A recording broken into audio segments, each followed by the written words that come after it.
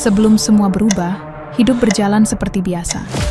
Aku akan live sebentar lagi, jangan tunggu aku ya. Kehidupan yang hancur, luka yang sulit disembuhkan. Apa kamu masih sering bicara dengan orang itu? Namun, malam itu menyimpan cerita yang tak terduga. Kini hanya ada kehampaan dan penyesalan. Aku cuma teman, jangan salah paham.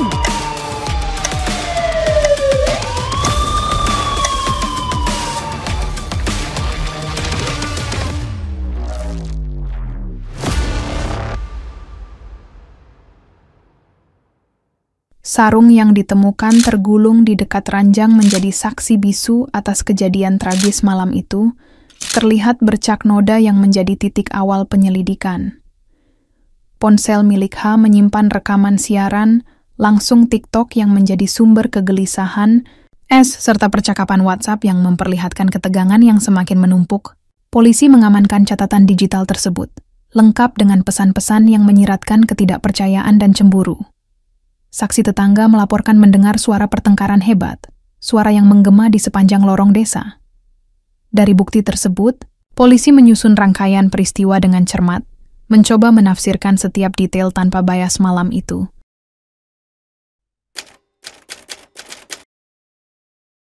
(27 Mei 2025) Suasana desa Kutakrueng terasa sunyi dan penuh ketegangan yang tak kasat mata. Dari hasil observasi polisi di tempat kejadian perkara, rumah sederhana milik pasangan S dan H tampak seperti biasa. Namun kegelisahan mulai merayap di sudut ruangan. Di dapur, aroma kopi yang belum tuntas diminum masih tersisa, menandakan aktivitas terakhir yang terburu-buru. Suara angin yang menyapu dedaunan menjadi saksi bisu, sementara pelaku dan korban terlihat bergulat dengan perasaan yang tak terungkap. Tatapan kosong S dan H mengisyaratkan adanya beban batin yang sulit dijelaskan. Kegaduhan yang akan datang belum tampak, namun malam itu menyimpan misteri kelam yang terpendam. Semua itu menjadi awal yang sunyi sebelum badai meledak. Pada masa awal pernikahan, S dan H dikenal sebagai pasangan yang harmonis dan penuh kasih sayang di mata tetangga. Mereka saling melengkapi, H yang ceria dan penuh semangat, sementara S sosok yang sabar dan bijaksana. Keluarga mereka menjadi contoh kecil keharmonisan, terutama dalam membesarkan anak-anak mereka. Anak sulung yang dekat dengan H kerap terlihat bersama ibunya, menikmati waktu sederhana namun penuh makna. Lingkungan sekitar menilai mereka sebagai keluarga yang solid dan penuh kehangatan. Dalam kenangan warga, masa itu menjadi saat di mana cinta masih menjadi fondasi utama. Namun, seperti segala hal, waktu dan keadaan mulai menggoreskan perubahan. S menjalani hari-harinya sebagai pegawai pemerintah dengan penuh disiplin dan tanggung jawab, namun sering pulang larut malam dengan wajah yang terlihat penat. Sementara H mulai menapaki dunia media sosial sebagai pengisi waktu luang dan sarana berekspresi, yang secara perlahan menarik perhatian banyak orang. Rekan kerja S memandangnya sebagai sosok yang berdedikasi, namun jarang menceritakan masalah pribadinya. Tetangga memperhatikan perubahan dalam pola interaksi mereka, yang mulai terasa renggang dan penuh kecanggungan. Kesibukan masing-masing yang berbeda mulai membuat jarak yang sulit diobati. Di balik layar, rasa cemburu dan ketidakpastian mulai mengendap dalam hati S. Hal ini menjadi benih konflik yang lambat laun akan mengakar kuat dalam rumah tangga mereka. Kecemburuan pertama kali dirasakan S, ketika melihat H semakin sering melakukan siaran langsung di TikTok dengan jumlah penonton yang terus bertambah. Ia merasakan adanya perhatian yang mengalihkan fokus H dari kehidupan rumah tangga mereka. Namun, pada saat itu, hal tersebut hanya dianggap sebagai hal biasa dan belum menjadi masalah besar. Tanda-tanda ketidakharmonisan mulai muncul dalam bentuk bisik-bisik di hati S yang sulit ia ungkapkan. H tetap menjalani aktivitasnya dengan ceria, tanpa menyadari keresahan suaminya yang perlahan menggunung. Lingkungan sekitar pun belum mencium adanya masalah berarti dalam hubungan mereka. Semua masih tampak baik-baik saja di permukaan, meski retak kecil mulai merekah. Pertengkaran kecil pecah ketika S merasa waktu H lebih banyak habis untuk siaran langsung daripada mengurus rumah. H berusaha menjelaskan bahwa aktivitas itu adalah bagian dari pekerjaannya dan sumber penghasilan tambahan. Mereka sempat terlibat debat singkat yang berakhir dengan permintaan maaf dari kedua pihak. Janji untuk saling mengerti dan mencoba membagi waktu dengan lebih baik membuat hubungan mereka sempat membaik. Meski begitu, benih-benih konflik sudah mulai tertanam di dalam hati masing-masing. Mereka berdua berusaha menyimpan masalah itu agar tidak menjadi besar di hadapan orang lain. Namun, ketegangan itu tetap mengendap di balik senyum mereka. Seiring berjalannya waktu, S mencoba mengendalikan rasa cemburunya yang mulai memuncak dengan cara menahan diri dan mencari kesibukan lain. H pun berusaha menunjukkan perhatian lebih kepada suaminya, mengurangi frekuensi siaran langsung demi menjaga keharmonisan. Hubungan mereka tampak membaik di mata tetangga dan keluarga, layaknya pasangan yang sedang dalam masa damai. Mereka kembali, tertawa bersama, saling bertukar cerita ringan yang menguatkan ikatan. Orang luar melihat ini sebagai tanda bahwa segala persoalan sudah berlalu. Namun di balik itu semua, perasaan was-was masih bersembunyi. Ketenangan itu hanya sementara, sebuah jeda sebelum badai berikutnya. Tawaran endorsement dari brand lokal membuat H semakin sering melakukan siaran langsung yang kini disertai dengan beban ekspektasi dan tekanan. Hal ini membuat S semakin merasa terpinggirkan dan tidak dihargai dalam rumah tangga mereka. Tuduhan mulai terlontar dari mulut S, yang dianggap H sebagai reaksi berlebihan dan tidak adil. Ketegangan semakin meningkat seiring komunikasi yang mulai terputus dan kata-kata yang menyakitkan. Lingkungan sekitar mulai merasakan getaran konflik yang makin membesar. Polisi pun mencatat adanya peningkatan keributan yang menjadi tanda awal dari kehancuran yang akan datang. Dari titik inilah, kasus tragis mulai semakin nyata dan mendekati puncaknya. Desa Kutakrueng belakangan diramaikan dengan isu pertikaian antar tetangga yang hampir berujung laporan polisi. Di sisi lain, pekerjaan S sebagai pegawai pemerintahan mulai menuntut lebih banyak tanggung jawab dan tekanan birokrasi. Beberapa warga mulai bergosip bahwa H terlibat hubungan bisnis gelap dengan salah satu sponsor TikTok-nya. Perhatian pembaca diarahkan pada dugaan eksternal sebagai penyebab keretakan rumah tangga. Masalah ekonomi yang terselip dalam kehidupan sehari-hari turut memperkeruh suasana, menambah simpul teka-teki. Tidak sedikit yang mengira bahwa depresi S bersumber dari masalah di luar rumah. Padahal, semua hal ini hanyalah selimut tipis yang menutupi bara dalam rumah mereka sendiri.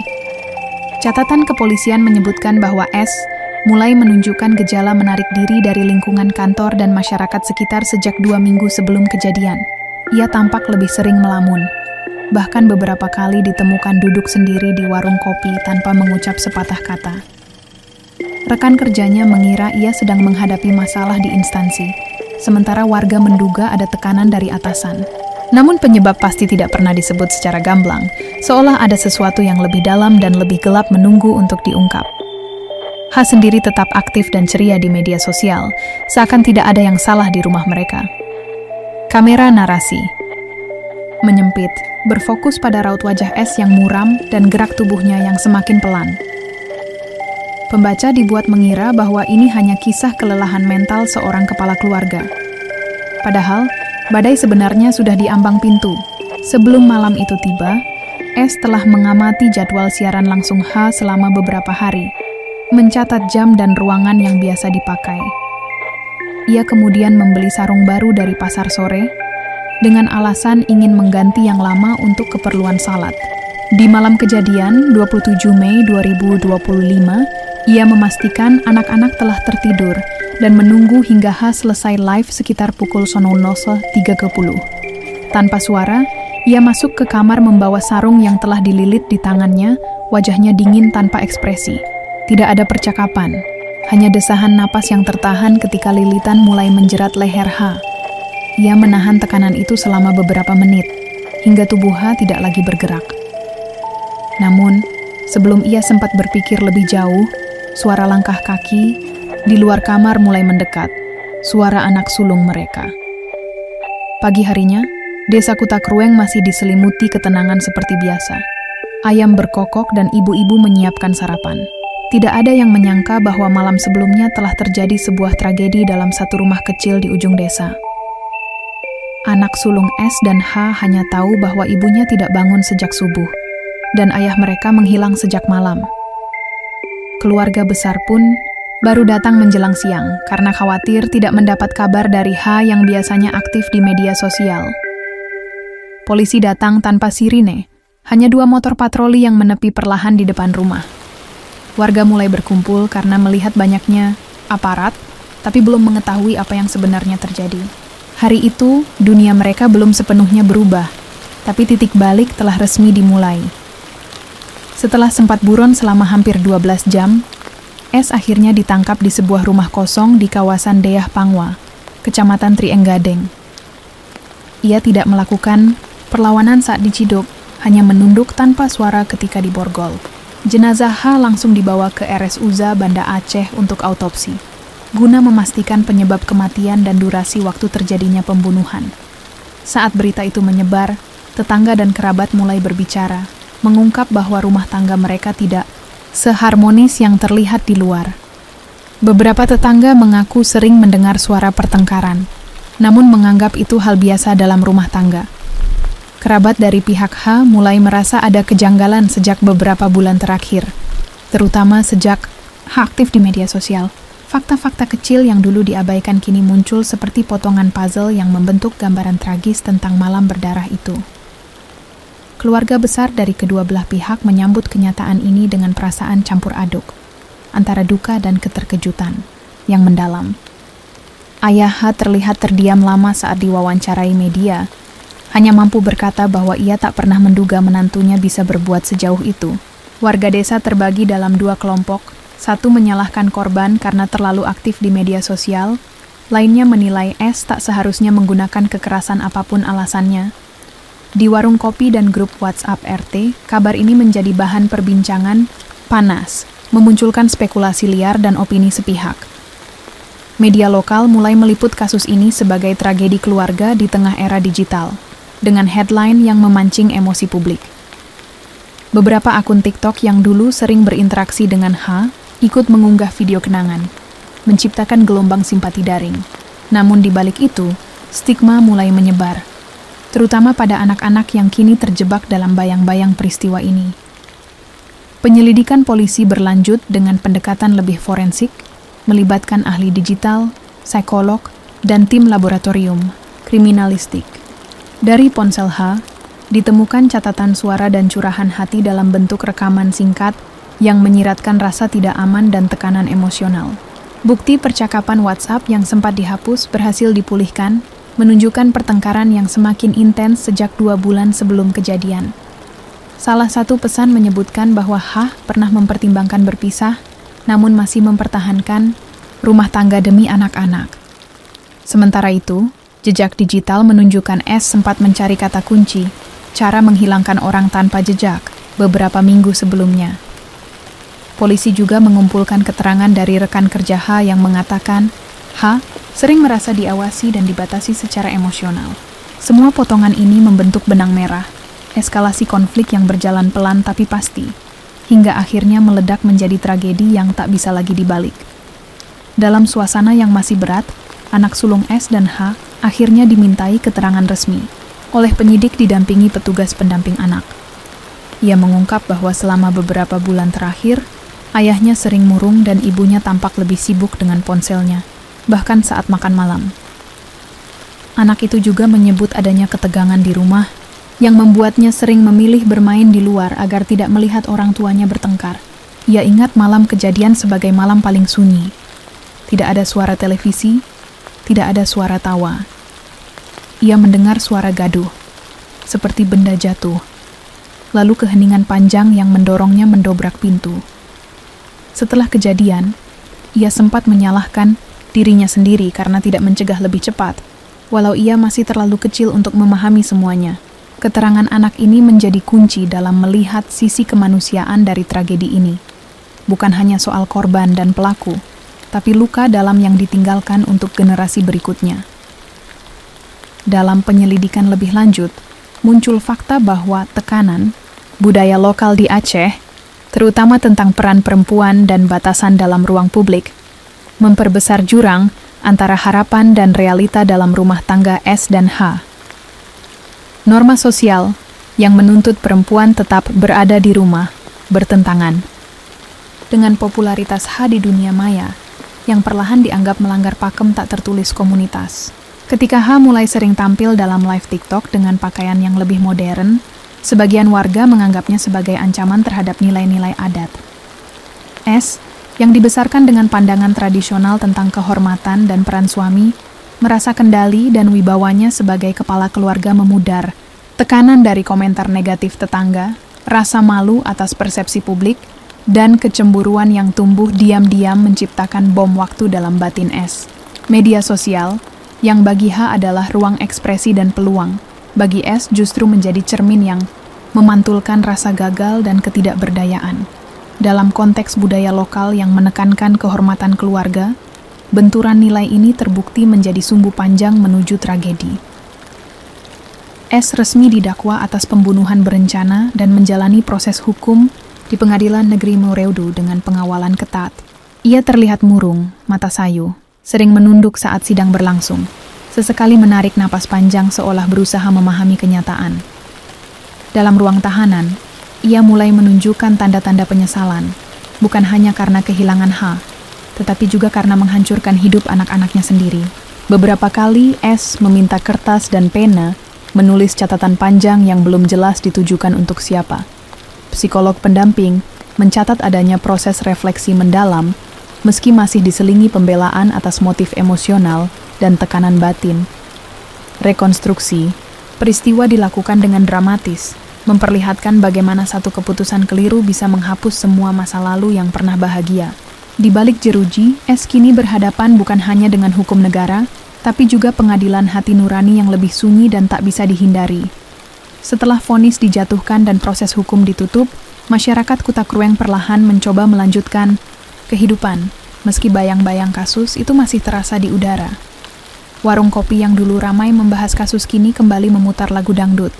Namun sesekali bisik-bisik muncul saat anak-anak S lewat. Beberapa tokoh desa mulai mengadakan pengajian, rutin dan forum diskusi keluarga, membahas pentingnya komunikasi dan kesehatan mental dalam rumah tangga. Media lokal menulis editorial yang menyebut tragedi ini sebagai pengingat pahit akan pentingnya keseimbangan antara tradisi dan kemajuan zaman. Keluarga besar H dan S berusaha saling menenangkan, meski relasi belum benar-benar pulih dan trauma masih terasa. Anak-anak tinggal bersama neneknya di luar desa, menjalani terapi dan pendidikan dengan bantuan pemerintah daerah. Kasus ini tak hanya ditutup di meja hukum, tapi perlahan mulai mengukir pelajaran dalam kesadaran kolektif masyarakat. Dalam sunyi yang tersisa setelah segala keributan mereda, kisah ini menjadi simbol tragis dari keruntuhan sebuah keluarga yang tak mampu menavigasi badai dalam keheningan. Penyesalan selalu datang terlambat, dan dalam kasus ini, nyawa yang hilang tak bisa dikembalikan. Luka yang tertinggal tak mudah disembuhkan.